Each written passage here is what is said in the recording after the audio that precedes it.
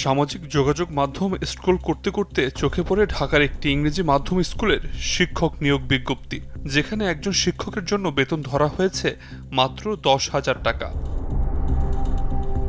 বর্তমান বাজারে 10,000 টাকায় কিভাবে একজন স্নাতক পাস শিক্ষক নিয়োগ দেওয়া সম্ভব, সে প্রশ্নের উত্তর জানতে আমাদের যাত্রা সেই স্কুলটিতে। কথা হয় প্রতিষ্ঠান প্রধানের সঙ্গে। 3.5 ঘন্টা সময়ের জন্য আমরা স্টার্টিং স্যালারি হিসেবে মিনিমাম 10,000 টাকা। আমি মনে করি যে এর বাইরে আমাদের সাধ্যে নাই। প্রাথমিকভাবে যদি এখানে একটা দাঁড়ানোর প্ল্যাটফর্ম পায়, পরবর্তীতে তারা নিজেদের ঠিকানা নিজেরাই গড়ে তুলতে পারে। এই বেতনে চাকরি পেতেও যেন আগ্রহের শেষ নেই। একটি পদের বিপরীতে আবেদন করেছেন দেশের বিভিন্ন বিশ্ববিদ্যালয় থেকে পাশ করা শতাধিক প্রার্থী। চাকরির সংকট এবং বেকারত্বের চাপ থেকে মুক্তি পেতেই এত কম বেতনে যোগ দিতে রাজি হয়েছে বলে জানান নিয়োগপ্রাপ্ত শিক্ষক। অনেক স্কুলই সার্কুলার দেখেছি, কিন্তু তারা 2-3 ইয়ার্সের এক্সপিরিয়েন্স চায়।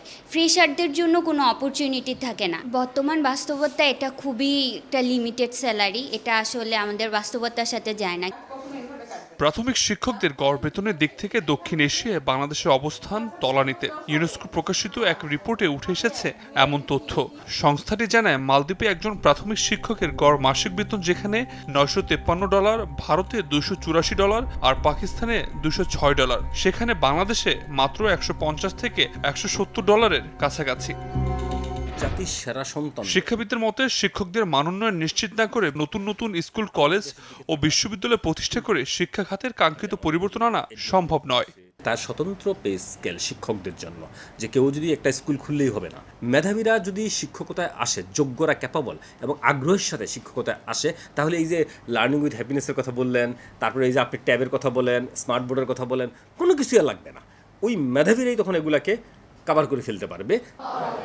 তাছাড়া ইউনেস্কো প্রকাশিত বিশ্ব শিক্ষা পরিসংখ্যানের তথ্য বলছে, দক্ষিণ এশিয়ার দেশগুলোর মধ্যে ন্যূনতম দক্ষতা সম্পন্ন শিক্ষকের হারেও বাংলাদেশের অবস্থান সবার নিচে, যার প্রভাব পড়েছে শিক্ষার্থীদের অর্জনে।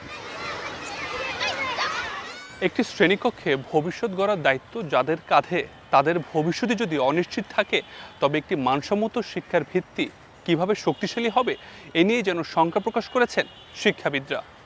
আবির হোসেন, চ্যানেল 24, ঢাকা।